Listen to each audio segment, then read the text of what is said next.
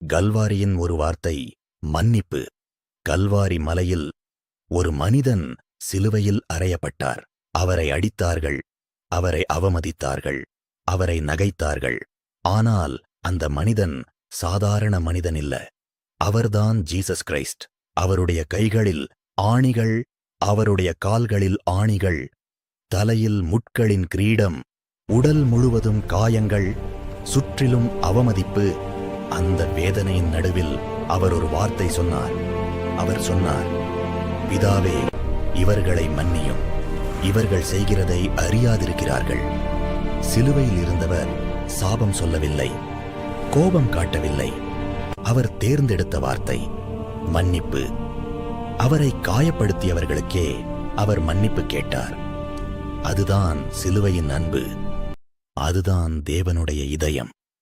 கல்வாரி நமக்கு கற்றுக் கொடுக்கும் ஒரே ஒரு வார்த்தை மன்னிப்பு. ஏனெனில் சிலுவையில் ஜீசஸ் கிரைஸ்ட் கோபத்தை அல்ல, மன்னிப்பை தேர்ந்தெடுத்தார். இயேசு சிலுவையில் சொன்ன இரண்டாவது வார்த்தை ஒரு மனிதனின் வாழ்க்கையை கடைசி நிமிடத்தில் மாற்றியது. கல்வாரி மலையில் 3 சிலுவைகள் நின்றன.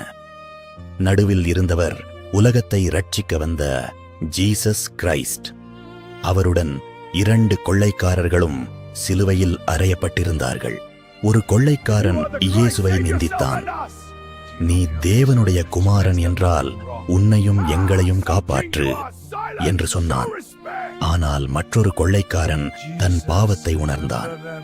அவன் இயேசுவை நோக்கி தாழ்மையுடன் சொன்னான், இயேசுவே, நீர் உமது ராஜ்யத்தில் வரும்போது என்னை நினைவு கூரும். அப்போது இயேசு அவனை கருணையுடன் பார்த்து சொன்னார், உண்மையாகவே நான் உனக்குச் சொல்கிறேன், இன்று நீ என்னுடன் பரதேசத்தில் இருப்பாய். லூக்கா 23:43. அந்த ஒரு வார்த்தை ஒரு பெரிய நம்பிக்கையை கொடுக்கிறது. மனந்திரும்பும் மனிதனை தேவன் ஒருபோதும் தள்ளமாட்டார். கடைசி நிமிடத்திலும் கூட அவருடைய கிருபை ரட்சிப்பை கொடுக்க முடியும்.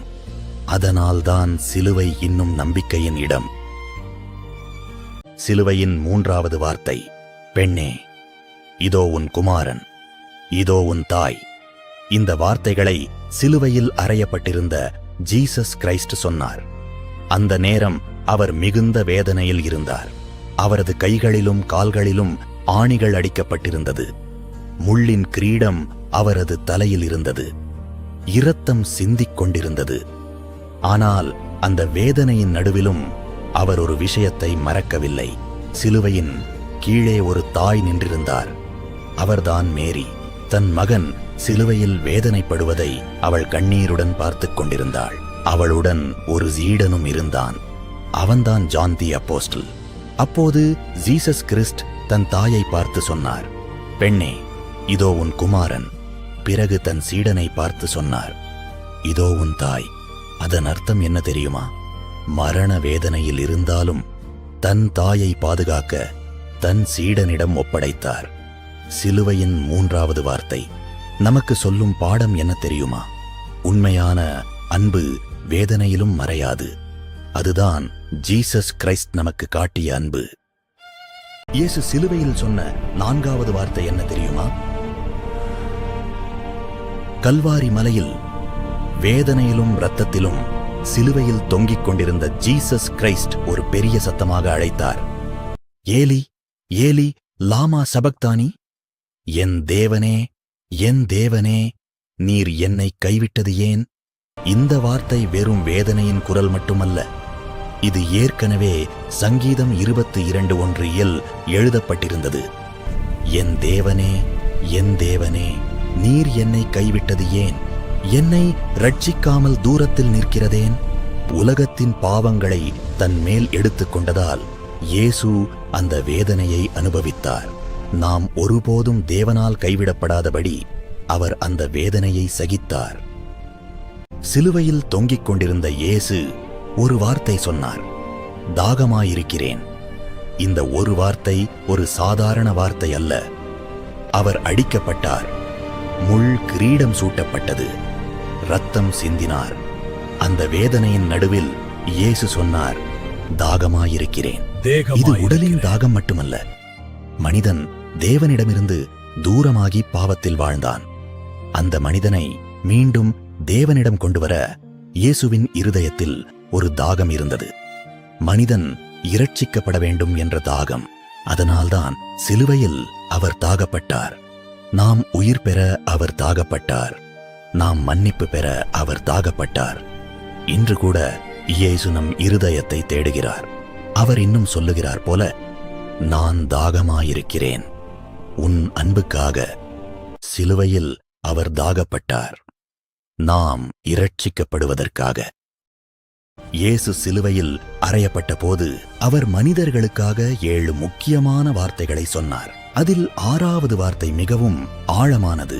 அந்த நேரத்தில் வலி, இரத்தம், துன்பம் எல்லாம் நடுவில் இயேசு சொன்னார், முடிந்தது. யோவான் 19:30. இது சாதாரண வார்த்தை இல்லை. முடிந்தது என்றால் ஒரு தோல்வி இல்லை, ஒரு வெற்றி அறிவிப்பு. மனிதர்களின் பாவத்திற்காக தேவன் திட்டமிட்ட ரட்சிப்பு வேலை அந்த நேரத்தில் நிறைவேறியது. இயேசு உலகிற்கு வந்த காரணம் அந்த சிலுவையில் முழுமையாக நிறைவு பெற்றது. அதனால்தான் அவர் சொன்னார், முடிந்தது. அந்த வார்த்தை இன்று கூட நமக்கு ஒரு நம்பிக்கை. ஏனெனில் இயேசுவின் தியாகம் மூலம் நமக்கு மன்னிப்பும் ரட்சிப்பும் கிடைத்தது. சிலுவை தோல்வி இல்லை, அது மனிதருக்கான மிகப்பெரிய வெற்றி.